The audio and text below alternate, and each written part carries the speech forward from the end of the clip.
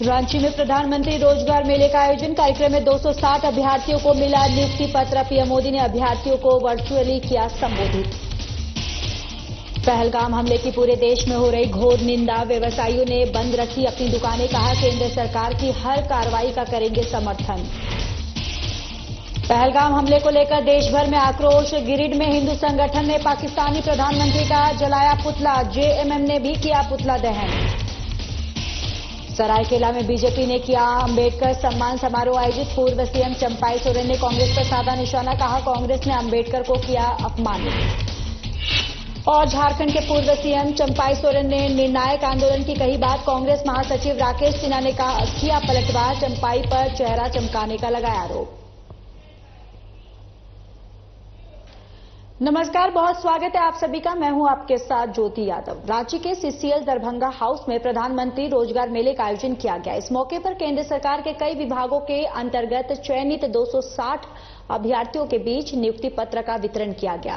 कार्यक्रम में प्रधानमंत्री नरेंद्र मोदी ने वर्चुअल माध्यम से अभ्यर्थियों को संबोधित किया, जबकि केंद्रीय रक्षा राज्य मंत्री और रांची के सांसद संजय सेठ कार्यक्रम में बतौर मुख्य अतिथि शामिल हुए। रोजगार मेले में नियुक्ति पत्र पाने वाले अभ्यर्थियों को संबोधित करते हुए संजय सेठ ने नियुक्ति पत्र वितरण कार्यक्रम को साल 2047 तक देश को विकसित राष्ट्र बनाने की दिशा में उठाया गया कदम बताया। उन्होंने कहा कि नौकरी पाने वाले अभ्यर्थियों का लक्ष्य सिर्फ नौकरी करना नहीं, बल्कि राष्ट्र प्रथम की भावना भी होनी चाहिए।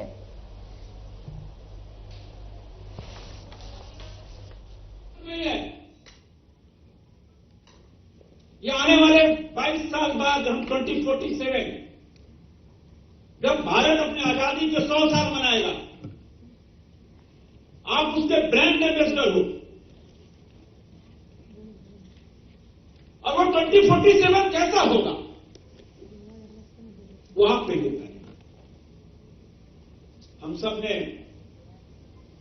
यहां जो मंच पे बैठे हैं, बहुत लोग हैं जिन्होंने जिंदगी के 75% में काट ली, किंतु मेरा काटना और आने वाले भारत का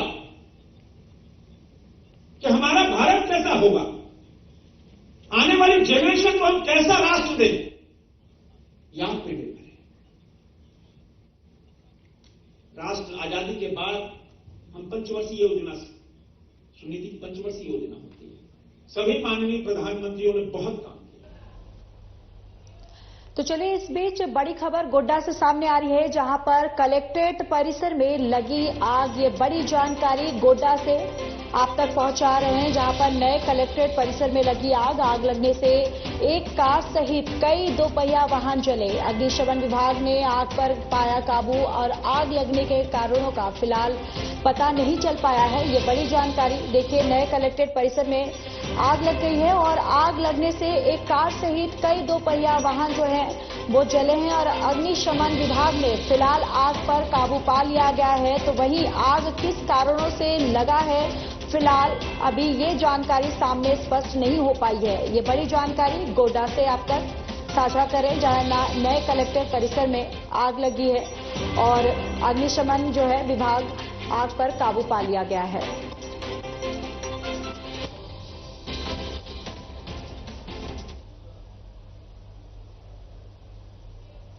तो इसी खबर पर ज्यादा अपडेट के साथ हमारे संवाददाता दिलकुश कुमार जुड़ चुके हैं। दिलकुश, सबसे पहले तो इस पूरे मामले पर फिलहाल क्या अपडेट है वो बताइए, और ये आग किस कारणों से लगी है, क्या वो स्थिति अभी फिलहाल साफ हो पाई है?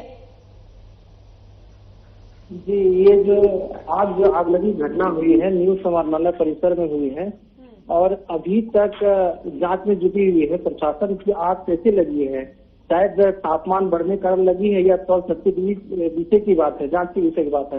लेकिन फिलहाल जांच चल रही है और पता जल्द ही लगाया जाएगा इस बारे में। जी, और दिलकुश, क्या इस पूरे हादसे में किसी के हताहत होने की कोई खबर सामने आई है या कोई घायल हुआ है? जी, इस घटना में किसी के हताहत होने की खबर नहीं आई है, बस कार और बाइक जलने की घटना है। बिल्कुल। और अग्निशमन विभाग जो है, अभी उसकी कितनी गाड़ियां वहां पर पहुंची है? फिलहाल अग्निशमन विभाग जो है, क्या आग पर पूरी तरह से काबू उसके द्वारा कर लिया गया है? अग्निशामक विभाग जो है लेट पहुंची, अगर जल्द ही पहुंच जाती तो बचाया जा सकता था जो भी सामान है। और कहा जाए कि एक समाहरणालय परिसर में स्पेशल अग्निशामक जो है दमकल गाड़ी उपस्थित होना चाहिए प्रशासन की और माना जाए तो, लेकिन उपस्थित नहीं रहता है। लेकिन अगले प्रशासन को इस पर ध्यान देना चाहिए कि समाहरणालय परिसर में इतने सामान है, इतना रिकॉर्ड है ताकि नहीं जले, इसलिए अग्निशामक दमकल गाड़ी मौजूद होना अत्यंत जरूरी है। चलिए दिलकुश, बहुत बहुत धन्यवाद सारी जानकारी साझा करने के लिए। चलिए खबरों में आगे बढ़ते हैं। पहलगाम में आतंकियों की ओर से की गई कायराना हरकत से पूरे देश में आक्रोश और गम का माहौल है। सभी इस घटना की निंदा कर रहे हैं। बात झारखंड के हजारीबाग की करें तो यहां चैंबर ऑफ कॉमर्स के आह्वान पर व्यवसायियों ने अपनी दुकान बंद रखी। इस मौके पर व्यवसायियों ने कहा कि इस घटना ने सबको झकझोर दिया है। इस मामले में सरकार की ओर से की जाने वाली हर कार्रवाई का हम सभी समर्थन करते हैं। कश्मीर के पहलगांव में विगत 22 अप्रैल को 28 निर्दोष निहत्थे पर्यटकों की निःशुल्क हत्या के विरोध में आज हजारीबाग जिले के सभी दुकानदारों को बंदी करने का स्वेच्छा से आह्वान किया गया है। उसी के तहत आज बंदी है और मृतक लोगों को हम लोग बंदी करके श्रद्धांजलि अर्पित करने का कार्य कर रहे हैं। देखिए, आज federation of chamber of commerce की तरफ से जो पहलगाम में 28 टूरिस्ट की निर्मम हत्या हुई है, उसके विरोध में हजारीबाग को संपूर्ण बंद रखा गया है और लोगों ने स्वेच्छा से अपनी दुकानें बंद की हैं। पूरा बाजार आज बंद है, सिर्फ सब्जी और विक्रेता, फल और मेडिकल को इससे बाहर रखा गया है और ये संपूर्ण तरह से सक्सेसफुल रहा है। आज पूरी मार्केट बंद है और लोगों का पूर्ण सपोर्ट मिला है इस बंदी को। झारखंड के हजारीबाग की बात कर रहे हैं और इस समय पूरा देश उबाल में है। आज federation chamber of commerce and industries के तत्वावधान में आज हजारीबाग को बंद किया गया और आज लोगों ने भी स्वतः बंद किया। और आप ये देख सकते हैं शहर का हृदय स्थली कहे जाने वाला झंडा चौक, जहाँ के ये मालवीय मार्ग रोड है, जो कि लोग स्वतः बंद किए हैं। जो जरूरत के सामानों की दुकान, सब्जी, फल, दूध जैसे तमाम चीजों की दुकानें खुली है, लेकिन इसके अलावा तमाम दुकानें आप देख सकते हैं बिल्कुल लोगों ने बंद किया है। फुल सपोर्ट कर रहे हैं लोगों को। आज सुबह से ही दुकानें बंद है। लोग निकले भी थे बंद कराने, लेकिन लोग स्वतः ही बंद कर चुके हैं। और आपको बताते चले कि जिस तरीके से रोजाना हजारीबाग में विभिन्न सामाजिक संगठनों के द्वारा कैंडल मार्च निकाला जा रहा है, पुतला दहन किया जा रहा है, तो कहीं ना कहीं लोगों में उबाल भी नजर आ रहा है। सहयोगी कैमरामैन के साथ में प्रमोद खंडेलवाल, साधना प्लस टीवी, हजारीबाग। पहलगाम में हिंदुओं पर हुए हमले के खिलाफ देश में आक्रोश बढ़ता जा रहा है। लगातार पुतला दहन और मशाल जुलूस का दौर भी जारी है। शुक्रवार को ही गिरिडीह के देवरी में हिंदू संगठन ने आक्रोश जुलूस निकाला और पाकिस्तानी प्रधानमंत्री का पुतला जलाया। तो वहीं धनवार में ही हिंदू संगठन रोड पर उतरे और धनवार बाजार में जुलूस निकालकर घटना को लेकर आक्रोश जताया। लोगों ने पीएम मोदी से पाकिस्तान के खिलाफ कड़ी कार्रवाई की मांग की, जबकि पुतला जलाकर घटना पर आक्रोश जताया। इधर गिरिडीह शहर में ही हिंदू संगठन के लोगों ने भी जुलूस निकाला और शहर भ्रमण के बाद टावर चौक पर पुतला जलाकर विरोध किया। तो वहीं गिरिडीह में जेएमएम ने भी टावर चौक पर पाकिस्तान के प्रधानमंत्री का पुतला दहन किया और इस दौरान जेएमएम के कई नेता और कार्यकर्ता शामिल हुए थे।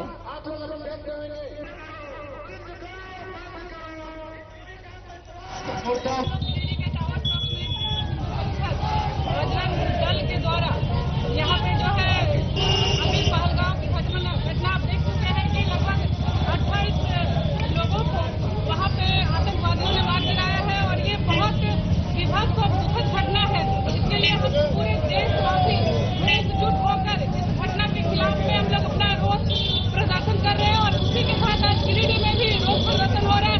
विभिन्न हिंदू संगठनों के द्वारा, चाहे भाजपा हो, आरएसएस हो, एबीवीपी हो, अखिल भारतीय विद्यार्थी परिषद, आरएसएस, विश्व हिंदू परिषद, सबके द्वारा पूरे देशवासियों के द्वारा पूरे देशवासियों में रोष है कि ऐसी जो घटना पाकिस्तान में आतंकवादी को जो बढ़ावा दिया जा रहा है, आज हमारे देश के यशस्वी प्रधानमंत्री श्री नरेंद्र मोदी जी और अमित शाह जी दोनों लगातार इस घटना को रोकने में लगे हुए हैं और हम सभी देशवासियों की तरफ से आग्रह है और निवेदन है कि उन सभी लोगों को चुन चुन कर मौत के घाट उतारा जाए। और अभी जो डिसीजन लिया गया है कि पाकिस्तान में सिंधु जल समझौता के उनका पानी बंद कर दिया गया है, ये बहुत ही अच्छा कदम है और आगे भी पाकिस्तानियों को जो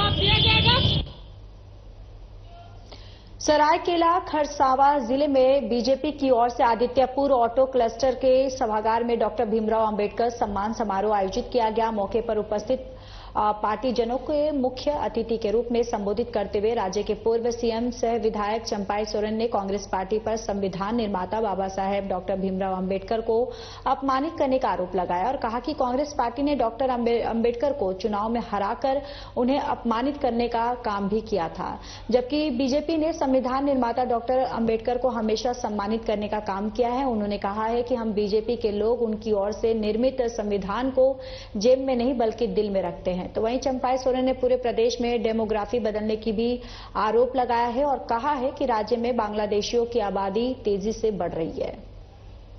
ये भारतीय जनता पार्टी से एक कार्यक्रम 14 तारीख से शुरुआत और हर जिला में हर क्षेत्र में इसी तरह का संगोष्ठी आयोजन करके भीमराव अंबेडकर सम्मान के साथ उसका जीवनी भी चर्चा करता है।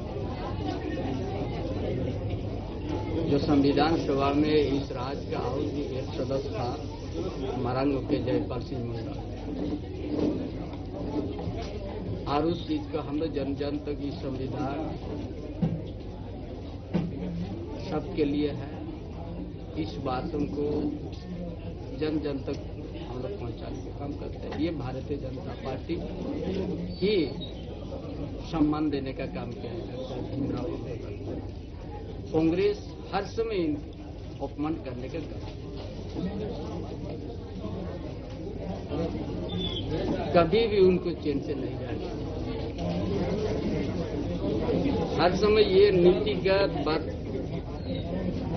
देश हित में अपना रखते हैं।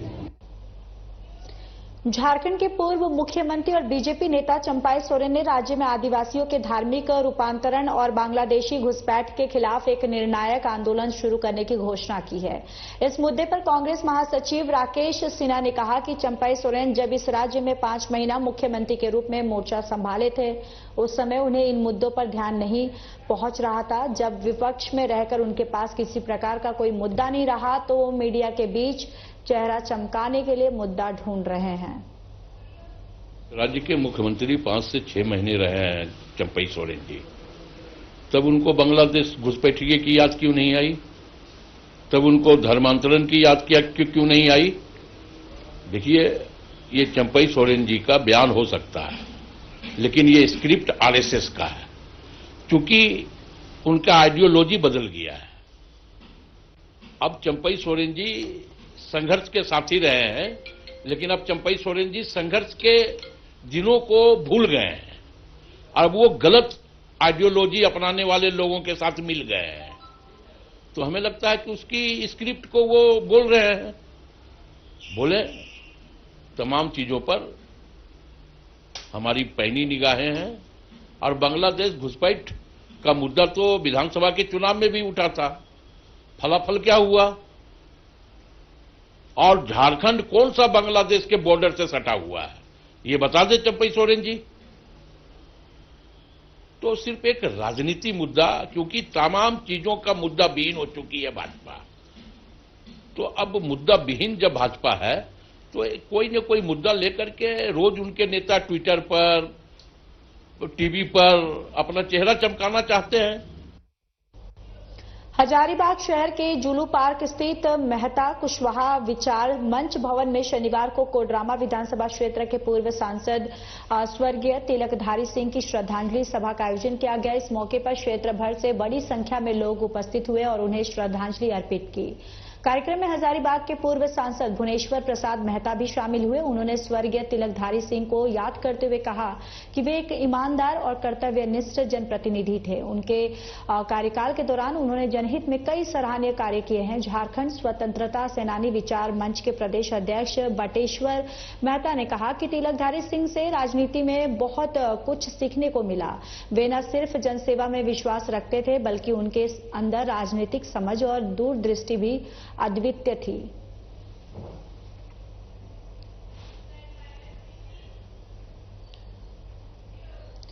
कैमूर जिले के चैनपुर में पर्वतपुर गांव में दलित समुदाय पर अपराधियों के हमले के बाद बहुजन समाज पार्टी के केंद्रीय प्रभारी अनिल कुमार पर्वतपुर गांव पहुंचे, जहां उन्होंने पीड़ित परिवारों से मुलाकात की और घटना को अमानवीय बताते हुए एनडीए सरकार और प्रशासन पर हमला बोला।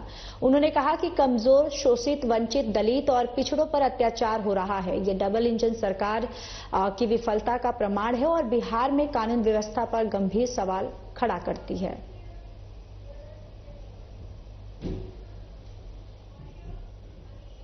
शासन प्रशासन के लोगों से पूछना चाहता हूं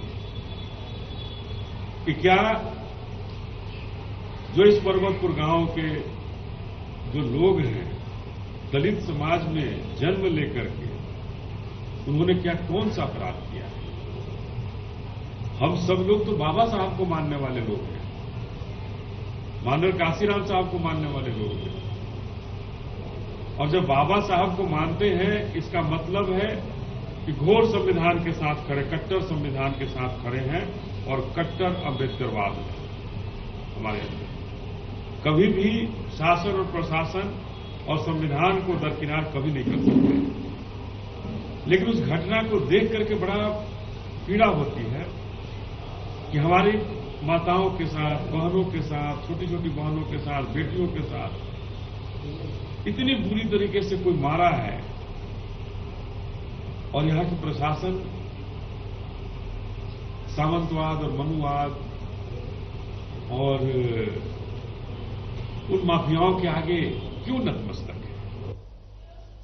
बोकारो के बालीडीह थाना क्षेत्र के करहरिया में रहने वाले दत्ता परिवार को आज बरसों बाद ऐसी खुशी मिली है जिससे घर वालों के चेहरे पर मुस्कान आ गई। कोई अपने भाई, कोई अपने पति को देख खुशी से आंखें छलक रही हैं। पिता की मौत के बाद मानसिक स्थिति खराब होने के कारण पिछले 25 वर्षों से अधिक समय से घर से लापता राजेंद्र दत्ता आज अपने घर लौट आया है। जवानी में घर से गया राजेंद्र अपने घर बुढ़ापे का सहारा लाठी लेकर पहुंचा है। राजेंद्र को पश्चिम बंगाल के भादुटोला थाना सालगुरी पश्चिम मोदनीपुर के रहने वाले देवाशीष दास ने घर वालों से उसे मिलाने के लिए थाने पहुंचा। राजेंद्र के घर वापसी में देवाशीष और थाना प्रभारी का बड़ा योगदान है, जिससे देवाशी घोष और पंचायत के मुखिया धन्यवाद देते नहीं थक रहे हैं।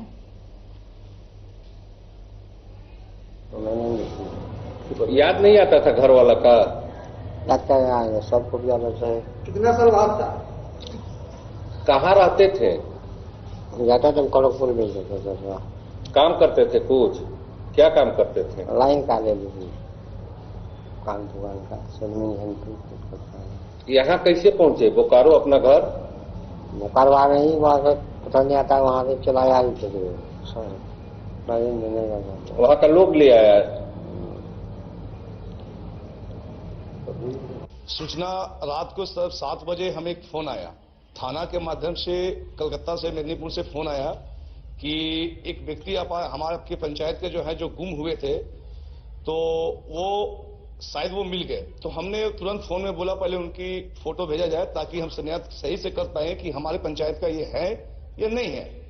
तो तुरंत तत्काल हम उप मुखिया जी को फोन किए, उनके आवास पे पहुंचे और हम लोग उस चीज को छानबीन करने के बाद इनके सारे परिवारजनों।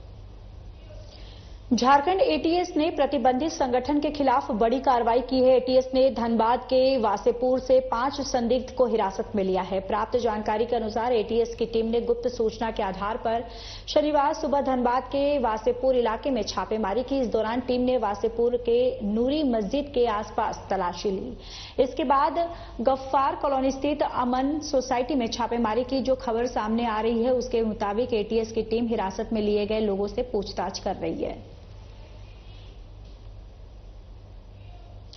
गिरिडीह के बगोदर थाना इलाके के घाघरा गांव में ईसाई मिशनरी की ओर से एक घर में धर्म परिवर्तन के खेल का हिंदू संगठनों ने खुलासा किया है और जानकारी मिलने के बाद बजरंग दल के चंदन महतो समेत कई लोग घाघरा गांव निवासी कौशल्या देवी के घर पहुंचे और पूरा माजरा देखा तो पता चला कि हिंदू धर्म से ईसाई धर्म में परिवर्तन कराने वाले हजारीबाग से आए हैं और कौशल्या देवी को प्रलोभन देकर ईसाई बनाने का प्रयास किया जा रहा है। इस दौरान जानकारी मिलने के बाद बगोदर थाना पुलिस और एसडीपीओ धनंजय राम ने भी घाघरा गांव पहुंचकर पूरे मामले की जानकारी ली। हजारीबाग से धर्म परिवर्तन कराने आए लोगों के पास ईसाई धर्म का पवित्र ग्रंथ बाइबल भी था।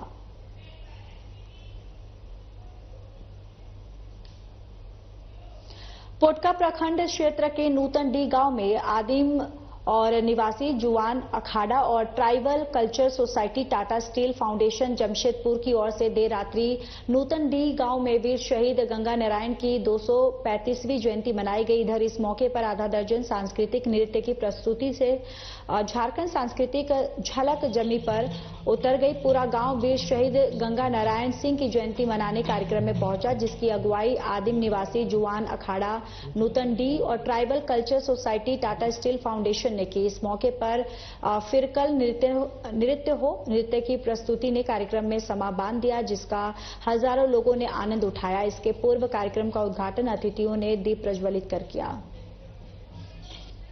बहुत हर्षोल्लास के साथ हम लोग गंगा नारायण सिंह जयंती मनाए और साथ ही साथ उनके किए हुए कार्य को याद करते हुए हमारा फ्यूचर और प्रेजेंट क्या होगा उसको सोचते हुए हमारी भाषा, संस्कृति और जितने भी हमारे अस्तित्व को बचाने वाली चीजें हैं उनको हमें समेट के रखना होगा और बढ़ावा देते चलना है।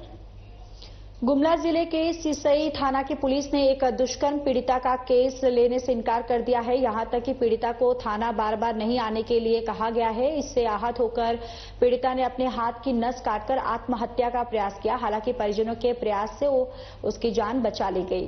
इसके बाद परिजनों ने उसका हौसला बढ़ाया और न्याय के लिए आगे बढ़ने को कहा। पीड़िता ने गुमला एसपी का दरवाजा खटखटाया, फिर ऑनलाइन शिकायत भी दर्ज करवाई।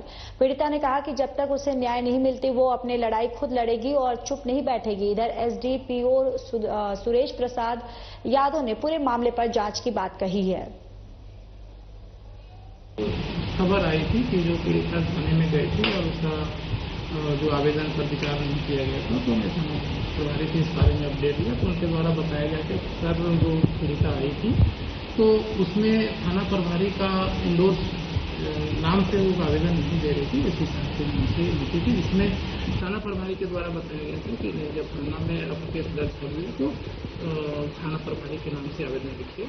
तो वो नाम लिख करके पुलिस अधीक्षक गुमला के नाम से लिखे, जिसके चलते केस हजारीबाग पुलिस अधीक्षक को मिली गुप्त सूचना के आधार पर उरीमारी क्षेत्र में रंगदारी के इरादे से जा रहे कुख्यात अपराधी जागन्नाथ मुंडा उर्फ जालेश्वर को पुलिस ने गिरफ्तार कर लिया है और बड़का गांव से अनुमंडल पुलिस पदाधिकारी के नेतृत्व में गठित टीम ने एक होटल के पास जंगल में चेकिंग के दौरान आरोपी को बिना नंबर की बाइक समेत पकड़ा। तलाशी में उसके पास से एक 7.65 mm की देशी पिस्तौल और मैगजीन और जो 2 जिंदा कारतूस बाइक भी बरामद की है। गिरफ्तार आरोपी से पूछताछ की जा रही है और डीजीएम कुमार गौरव हत्याकांड में रेकी करने वाला और बड़कांव थाना कांड संख्या 57/23 में संलिप्त होने की बात कबूल की है।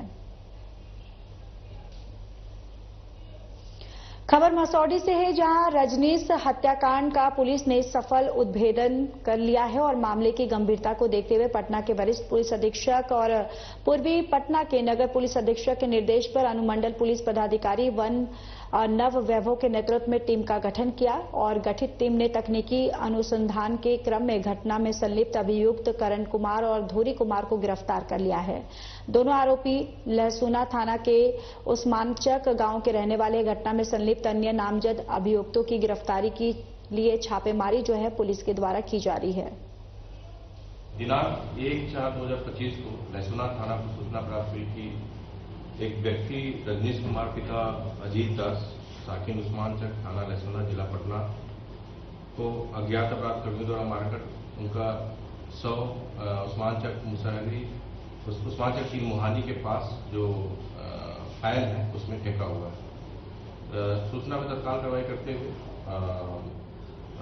लहसुना थाना की टीम वहां पहुंची थी और सत्यापन किया गया था। इसके बाद खबर चतरा से है, जहां बेखौफ अपराधियों ने अभियान पर निकले चौकीदार को गोली मारकर घायल कर दिया है और वशिष्ठ नगर चौकीदार जोरी थाना प्रभारी के निर्देश पर इलाके में आपराधिक गतिविधि की सूचना पर पड़ताल में निकला था। घायल चौकीदार को पुलिस ने उपचार के लिए सदर अस्पताल में भर्ती करवाया, जहां उपाधीक्षक डॉक्टर मनीष लाल की टीम ने अथक प्रयास के बाद ऑपरेट कर हाथ की हड्डी में फंसी गोली को बाहर निकाल लिया। फिलहाल घायल चौकीदार जो है उसका इलाज जो है वो किया जा रहा है।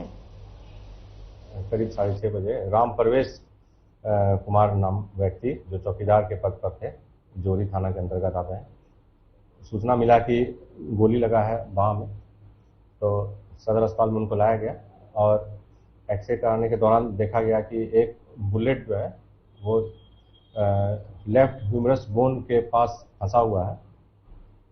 तो उसको हमारी टीम द्वारा जो है मेरे द्वारा ऑपरेट करके निकाला गया सदर अस्पताल चतरा में। का स्थिति सामान्य है, स्टेबल है, खतरे से बाहर है, बात कर रहा है और सभी तरह से देखा जाए तो खतरे से बाहर है वो। बोकारो जिले के चास अंतर्गत तेली डी मोड़ 4 लेन के पास अनुराग गैस एजेंसी की पिकअप वैन और ट्रैक्टर में भिड़ंत हो गई। इस भिड़ंत में ट्रैक्टर चालक की मौके पर ही मौत हो गई। मृतक की पहचान मिहिर गोप के रूप में की गई है, जो पिंडरा जोरा थाना क्षेत्र के बुधू डी का रहने वाला था और वही इस घटना के बाद स्थानीय ग्रामीणों ने 4 लेन पर तेली डी मोड़ के पास मुआवजे की मांग को लेकर सड़क जाम कर दिया। सूचना मिला फोन के माध्यम से कि गैस वाला वैन जो है ना इधर तेलीडी मोड़ तरफ से आ रहा था, उसके आगे आगे एक ट्रैक्टर जा रहा था। ट्रैक्टर को पीछे से धक्का मारा तो ट्रैक्टर का ड्राइवर गिर गया तो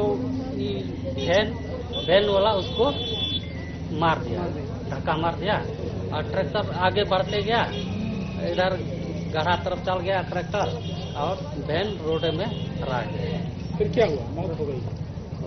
वैसे तो हम लोग आते आते तो उसको हॉस्पिटल ले गया था, इतना तो क्लियर नहीं बता सकते हैं। चलिए, इस बुलेटिन में इतना ही। नमस्कार।